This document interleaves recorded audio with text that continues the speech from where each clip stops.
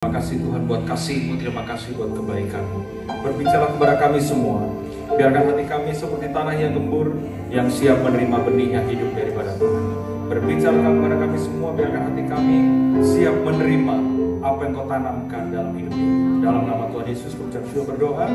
Haleluya, yang sudah siap terima firman Tuhan. Sama-sama katakan, amin. Bertepuk tangan yang terbaik buat Tuhan Yesus. Puji Tuhan, silakan duduk saudara. Shalom. Apa kabar? Saudara bersuka cita? Saudara bersuka cita? Puji Tuhan. Baik, dengan tidak mengurangi rasa hormat, terima kasih Pak Gideon. Ini sebuah kesempatan. Sudah lama kita nggak pernah ketemu, dan hari ini saya bisa ketemu untuk saya membagikan firman Tuhan kepada saudara. Saya percaya bahwa ada banyak kebaikan Tuhan dan ada banyak alasan kenapa kita harus datang untuk kita melayani, untuk kita datang untuk kita menyembah Tuhan. Karena memang hidup ini saudara harus punya alasan kenapa saudara datang di tempat ini. Saudara, ada orang yang dulu hidupnya kacau balau sampai akhirnya diubahkan oleh Tuhan. Dan saya percaya bahwa tanda orang yang ketemu Tuhan itu bukan cuma sekedar diberkati. Puji Tuhan kalau saudara ngalamin berkat. Tanda orang ketemu Tuhan bukan hanya sekedar saudara sakit sembuh, apalagi ngalamin mujizat. Saya bersyukur kalau saudara mengalami itu. Tapi satu hal yang jauh lebih penting daripada itu adalah saudara ketemu sama Tuhan, hidup saudara berubah. Ini paling penting, Pak. Nah, paling penting itu adalah perubahan hidup daripada perubahan keadaan. Ada orang yang rekeningnya sudah berubah, tapi itu karakternya nggak berubah, hidupnya nggak berubah. Makanya tujuan akhir saudara ketemu sama Tuhan adalah Tuhan datang untuk merubahkan hidup saudara. Amin. Amin. Baik, saudara, saya beri judul khotbah saya, judulnya sederhana. Judulnya adalah kata orang versus kata iman. Karena seringkali dalam hidup, perjalanan hidup kita itu seringkali kita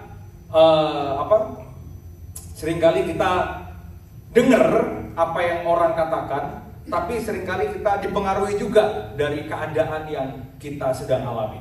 Nah, makanya penting sekali untuk kita bisa mendengar apa kata orang dan juga kata iman. Hidup ini, Pak, bukan tergantung daripada kata orang.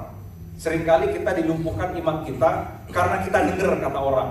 Makanya belajar dalam hidup jangan terlalu banyak dengerin apa kata orang.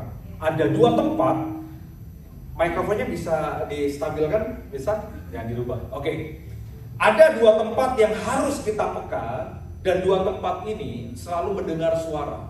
Yang pertama namanya telinga. Telinga ini saudara akan selalu dengar suara, terutama suara-suara orang. Itu akan selalu. Nah, telinga ini akan selalu dipengaruhi dengan omongan orang, apalagi suara orang, apalagi gosip, fitnahan. Yang namanya telinga, kita akan selalu dengar yang namanya suara. Dengar juga suara bunyi-bunyian, ya suara kentut juga kita dengar. Telinga ini akan dengar suara itu. Itu namanya suara dunia. Tapi ada tempat yang kedua, namanya hati. Nah, hati ini gak bisa kita dengar suara dunia, gak bisa kita dengar suara orang. Tapi hati itu diciptakan oleh Tuhan untuk kita mendengar suaranya Dia. Makanya saudara, hidup itu tergantung dari apa yang saudara dengar. Karena dari apa yang saudara mendengar bisa mempengaruhi iman saudara. Baik, satu kali Yesus bersama dengan murid-muridnya, Yesus bilang begini, kita akan belajar ayatnya Matius pasal 16 ayat yang ke-14 dulu.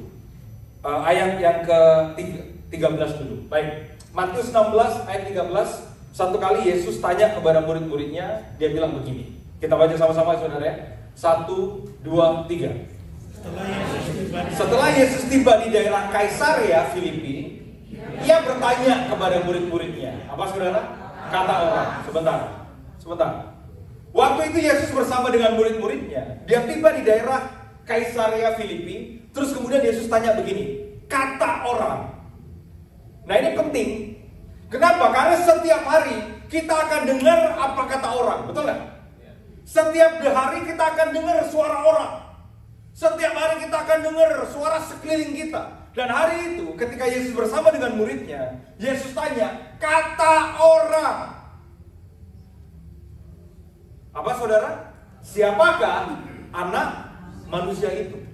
Nah, seringkali kita setiap hari kita dengar kata orang. Dan biasanya iman dilumpuhkan karena kata orang. Kata orang, kamu kayaknya jauh dari Tuhan. Kata orang, kayaknya kamu susah sembuh. Kata orang, kayaknya kamu susah diberkati. Hari itu Yesus tanya, kata orang. Dia, kata orang. Siapakah anak manusia itu? Terus dijawab apa? Ayat berikutnya. Dia bilang begini. Jawab mereka, ada yang mengatakan Yohanes Pembaptis. Ada juga yang mengatakan Elia, dan ada pula yang mengatakan Yeremia atau salah seorang dari para nabi. Hari itu Yesus tanya, kata orang, menurut orang.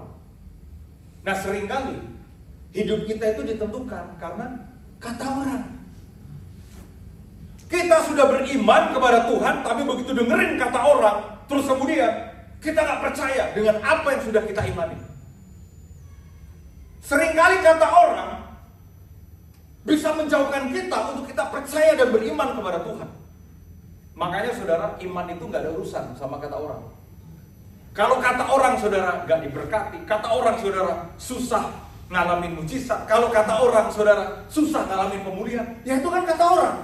Kan hidup kita tidak tergantung dari setiap kata orang. Hidup orang percaya itu tergantung dari setiap kata Tuhan dalam hidup saudara. Makanya apapun yang terjadi dalam hidup saudara, pegang firman Tuhan. Selama itu adalah kata Tuhan, kalau Tuhan sudah berkata dan berjanji, dia pasti akan menepati hidup saudara. Nah, hari itu dia bilang begini, kata orang. Dijawab sama murid-muridnya, kata orang. Mereka bilang, Yohanes Pembaptis. Kamu seperti Yohanes Pembaptis. Makanya kalau ada sebelah ngomong, ya Yesus itu gak mati, Yesus itu wajahnya disamarkan. Itu kan kata mereka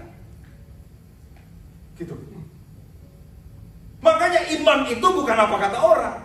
Nah, mereka bilang, kata orang, ya kamu seperti Yohanes Pembaptis. Terus ya seperti Elia. Ada pun yang mengatakan Yeremia atau salah seorang dari para nabi. Ayat berikutnya, ini poin khotbah saya. Setelah Yesus tanya kata orang, dia bilang begini. Tetapi Yesus bertanya kepada mereka, tetapi apakah katamu? Tadi kan bilang kata orang. Yang kedua, kata kita, kata iman. Kalau kata orang, katanya Yesus bukan Tuhan, terserah. Yesus tanya, tapi menurut kamu, aku ini siapa? Dijawab sama Simon. Maka jawab Simon Petrus, engkau adalah Mesias. Nah, saudara, penting dalam iman itu untuk kita tahu kata kita ini Yesus itu siapa. Makanya mujizat itu bukan kata orang. Saudara, jangan suka dengan kesaksian. Dengarkan saya saudara, kalau hidup saudara tidak pernah jadi kesaksian.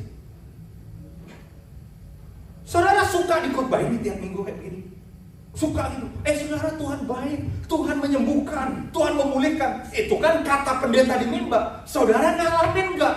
Pengalaman hidup saudara dengan Tuhan jauh lebih penting daripada apa yang dikatakan orang atas hidup saudara. Karena buat saya, khotbah yang bagus tidak akan bisa merubahkan hidup saudara kalau khotbah itu tidak saudara hidupi. Saya cerita Tuhan baik, kata saudara, ngalamin nggak? Saya cerita Tuhan menyembuhkan, kata saudara, saudara ngalamin nggak? Saudara, saya bisa cerita tentang mujizat Tuhan karena saya dan istri kami mengalami. Sebulan yang lalu, sementara saya baru pulangin sama Johan, staf saya, balik sampai di rumah, tiba-tiba istri saya nangis, Pak. Begitu istri saya nangis, saya panik, udah kayak orang linglung. Ternyata istri saya itu ada benjolan besar, Pak, di payudaranya dia. Sedangkan istri saya itu baru melahirkan anak kedua, baru usia 4 bulan, Pak. Bayangkan, bayi usia 4 bulan butuh ASI. Tiba-tiba di payudara istri saya ada benjolan. Begitu ada benjolan, istri saya nangis. Yang jadi masalahnya begini, kalau seumpama harus dioperasi, Pak, bayi kami harus minum ASI dari mana? Baru 4 bulan, Pak. Saya langsung bawa istri saya bilang sama Johan, ambil mobil ke rumah sakit. Sampai di rumah sakit, dicek sama dokter, dokter bilang begini, ya kalau nanti perlu operasi ya nanti dioperasi. Dioperasi sih nggak apa-apa. Cuma yang jadi masalah saudara, anak kami baru usia 4 bulan, butuh ASI. Wah, istri saya udah hancur hati hari. Istri saya hancur hati saya juga hancur. Udah bingung, Pak, kita. Dokter bilang ya kalau butuh operasi nanti dioperasi. Saya bilang sama istri, ya sudah, setelah itu pulang ke rumah, besoknya saya baru ingat, ada hal di dalam hidup ini Pak, uang berhenti bicara. Padahal kami hari ini dalam keadaan sangat diberkati, mau dokter yang terbaik juga bisa. Tapi ada saatnya uang berhenti bicara, ada saatnya suara orang jangan didengarkan. Dokter udah bilang begini, nanti kayaknya butuh dioperasi. Kalau dioperasi Pak, anak kami yang usia 4 bulan harus dapat ASI dari mana? Saya sebagai bapak, wah hancur saya, hati saya Pak. Yang seperti saya sudah jadi bapak pasti ngerti lah, kalau jomblo ya susah menjelaskan hal yang begini. Wah saya usia 4 bulan, hari itu saya berdoa, saya sama istri, saya peluk istri saya, kita berdoa, terserah apa kata orang, kata dokter. Kita berdoa Pak, seminggu kemudian pagi-pagi istri saya loncat dari kasur, dia peluk saya, tiba-tiba benjolannya hilang.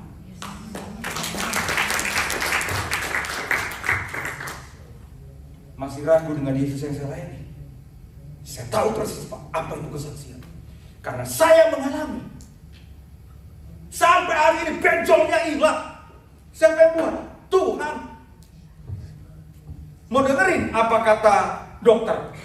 Kata-kata dokter, gak bisa ngasih ASI. Waduh, harus operasi. Loh, itu kan kata orang. Saudara, saya tidak salahkan dokter. Istri saya juga dokter, saudara.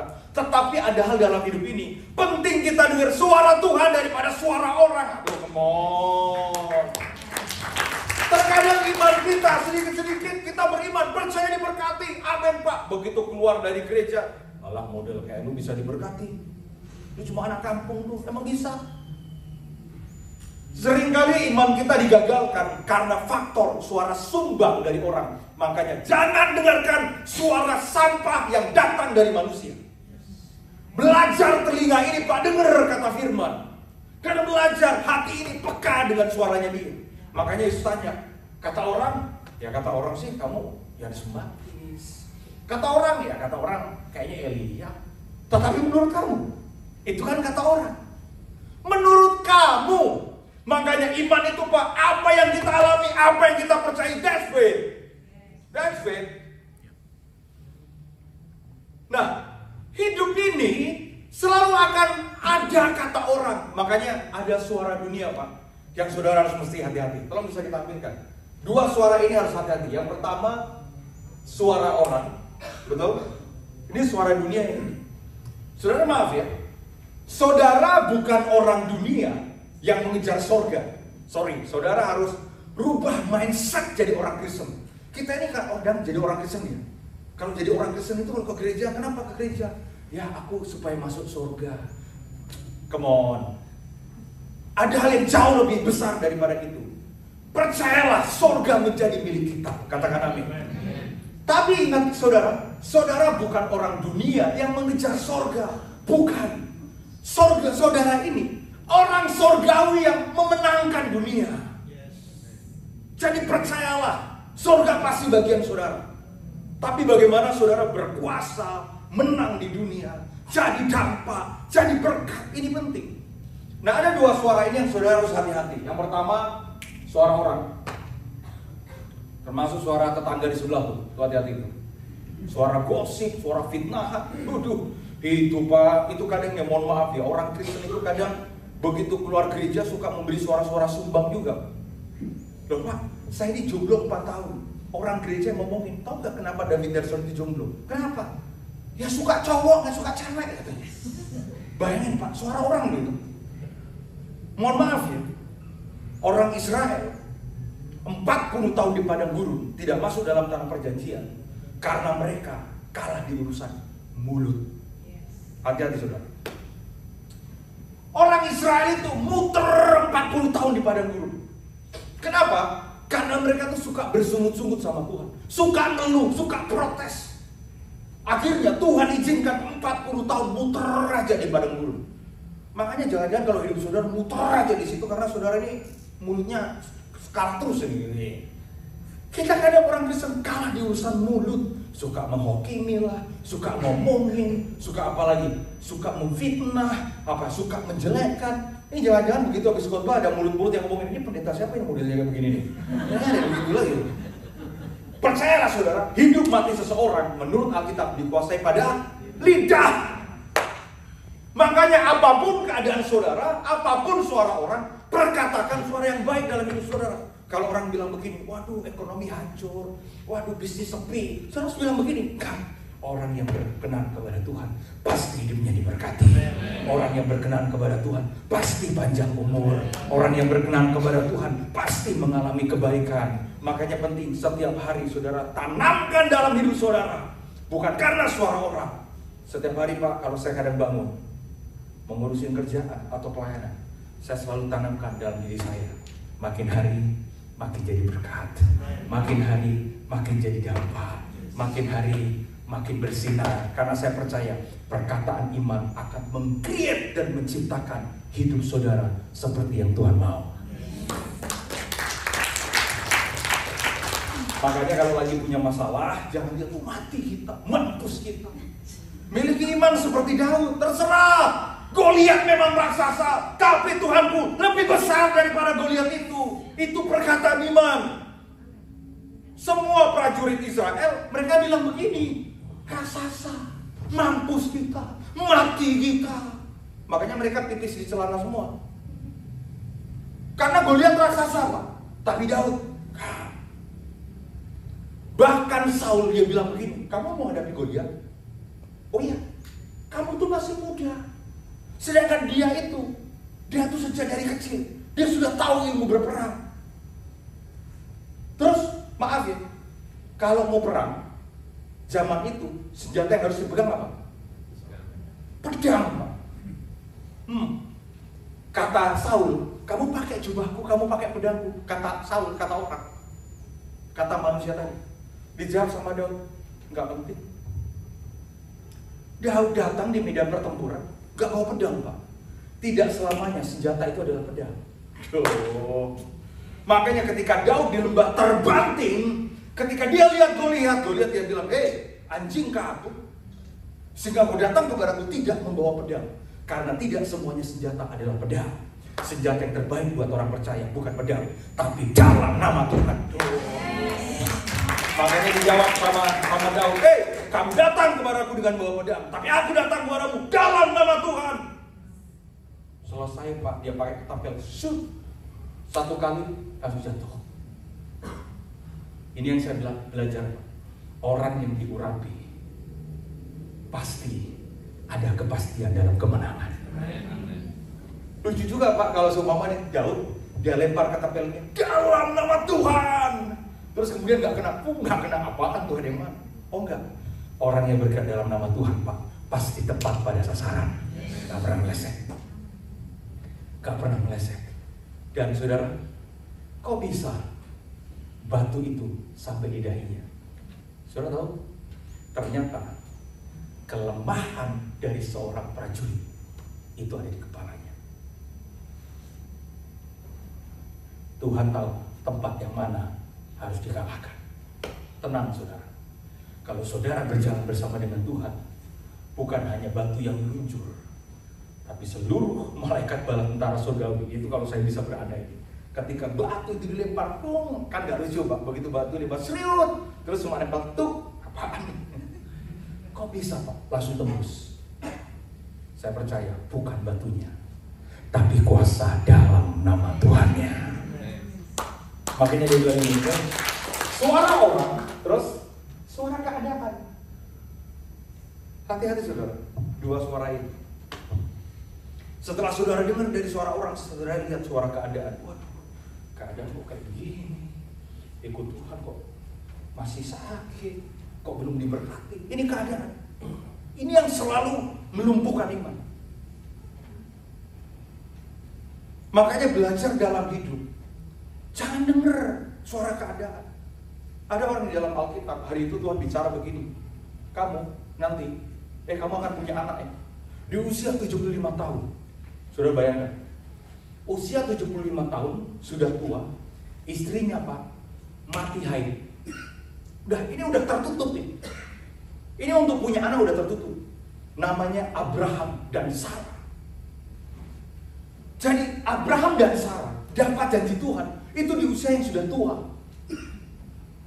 Makanya saya percaya, saudara jangan bilang begini, Pak kalau saya sudah tua begini, apa yang saya bisa buat? Saya tetap percaya, saudara masih bisa produktif untuk memenangkan jiwa buat orang lain. Ya, Tuhan bicara begini, Bram, kamu nanti akan punya anak. Saudara tahu nggak responnya Sarah apa begitu dengar suara itu? Coba bukakan Kejadian pasal 18. Ya, Tuhan bilang begini, Kejadian 18 ayat 10, kita baca sama-sama saudara, 1, 2, 3. Dan firman-Nya, sesungguhnya aku akan kembali tahun depan mendapatkan engkau. Pada waktu itulah Sarah istrimu akan mempunyai seorang anak laki-laki. Dan Sarah mendengarkan pada pintu kemah yang di belakang. Sebentar, Tuhan bilang begini, Bram, tahun depan aku akan kembali supaya aku dapatin engkau. Dan nanti Sarah istrimu yang tua, ya udah peot sih, udah mati haid, yang katanya mandu, akan punya anak. Alkitab mencatat dengan jelas, perhatikan saya saudara. Dan Sarah mendengarkan dari pada pintu kemah yang di belakang. Jadi uping dia nih. Makanya jangan jadi Kristen yang suka sekedar uping, jadi saksi. Ada Kristen yang cuma sekedar nguping, ngupingnya gak jelas, disimpulkannya apa, yang didengar apa. Hari itu Tuhan bilang, Bram, aku akan kembali. Dan ketika aku akan kembali, aku akan dapatin kau, istrimu Sarah akan punya anak. Didengar sama Sarah. Hah? Anak? Perhatikan sekali lagi. Sarah dengar suara. Suara yang didengar oleh Sarah adalah punya sederhana. Suara yang didengar sama Sarah, hah? Hamil. Hah? Hamil. Melendung. Kok udah usia tua?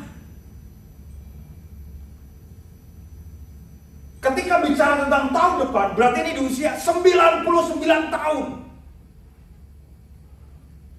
Tuhan bilang, nanti tahun depan aku akan kembali, kamu akan punya anak. Usia 99 tahun, didengar sama Sarah, apa? Anak. Maka ayat berikutnya, Sarah responnya apa? Responnya Sarah, jadi apa saudara? Tertawalah Sarah dalam hatinya. Katanya, saya bingung nih, ibu-ibu kalau ketawa dari dalam hati gimana sih? Wajahnya kan? Persis kayak tertawa saudara ketika ada orang yang beriman, percaya diberkati sama Tuhan. Saudara tawain, model kayak lu bos, emang bisa diberkati? Model jahitan, pemberasan, gak cocok lu. Waktu Sarah dengar Pak, dia ketawa. Kenapa dia ketawa? Gak mungkin bos, gua udah tua, udah peot. Lucu Pak, memang Tuhan itu Pak. Ya lo kata nenek-nenek usia 99 tahun tiba-tiba melendung. Lucu gak? Viral Pak itu Pak. Bener Pak. Itu kalau ada media sosial zaman sekarang, ditemukan nenek-nenek 99 tahun hamil gitu.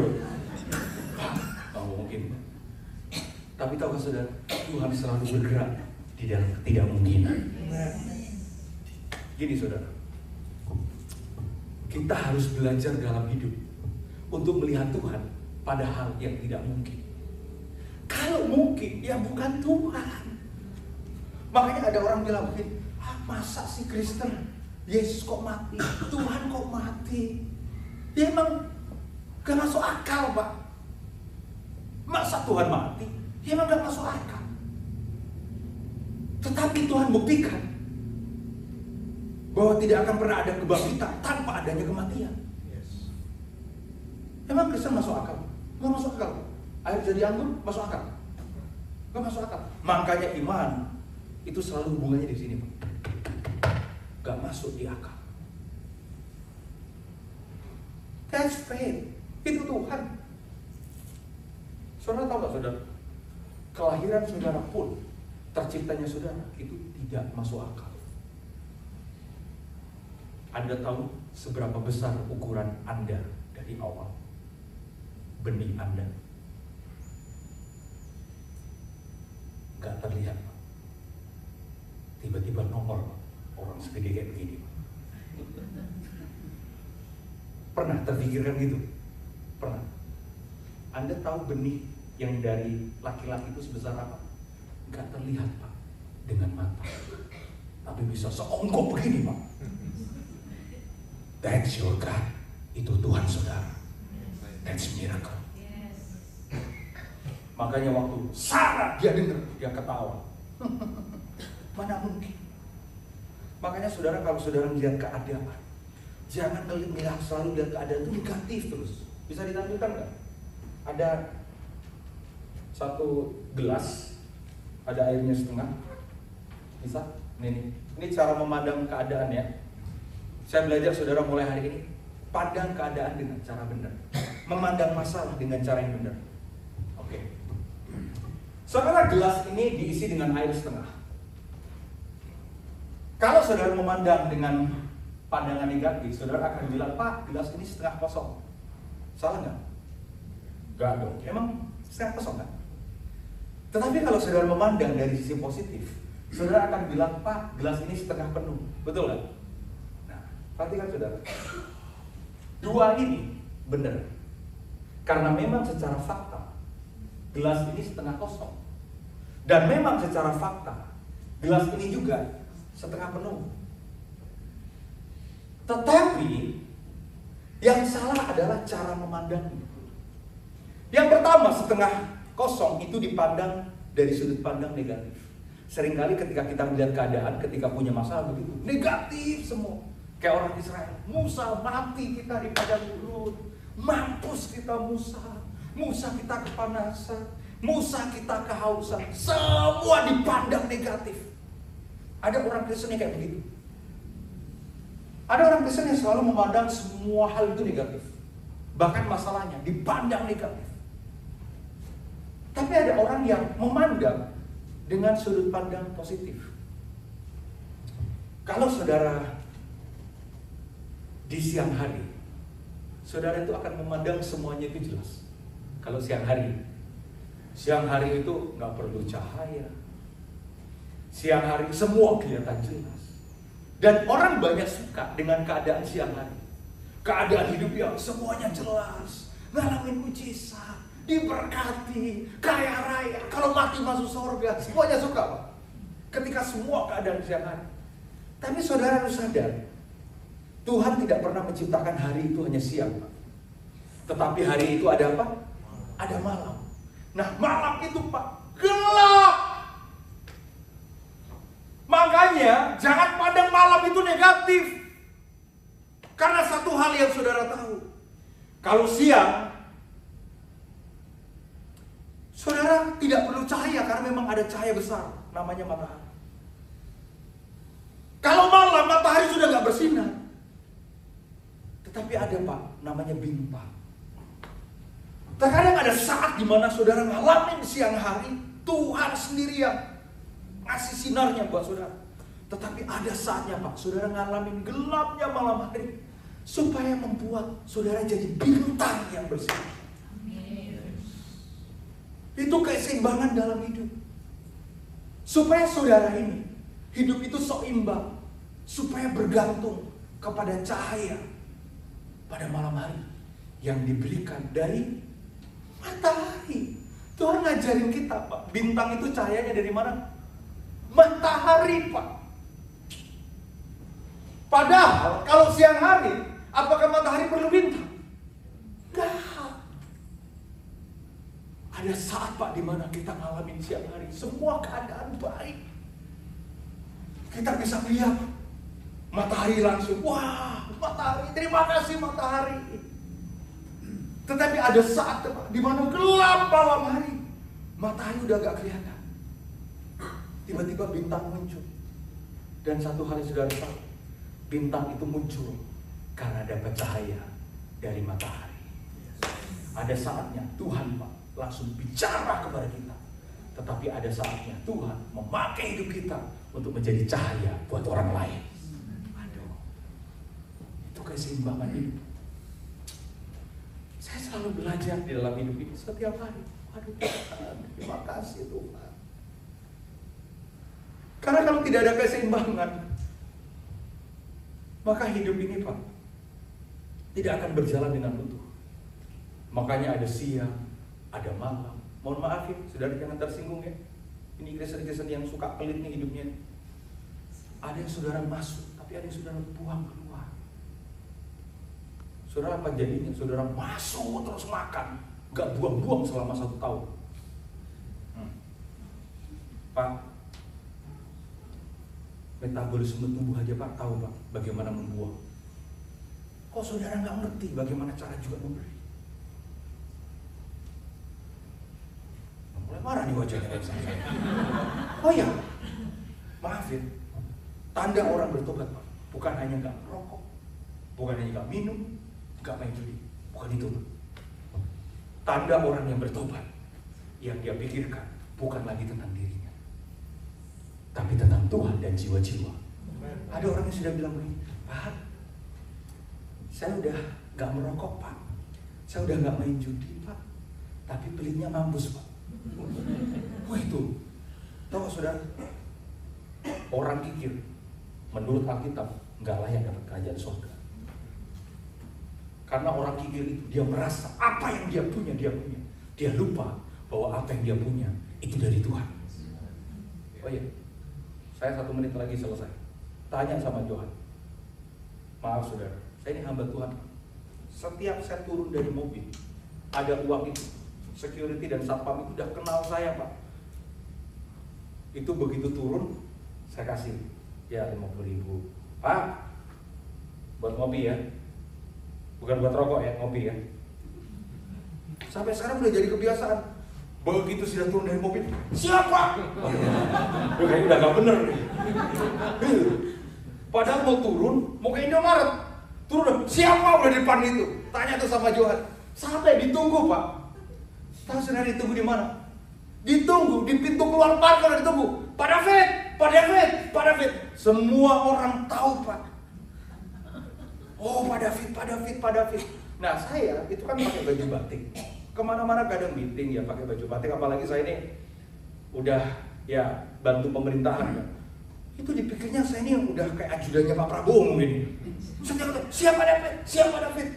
Terus ini yang menyentuh saya Pak. Ras, itu yang menyentuh saya.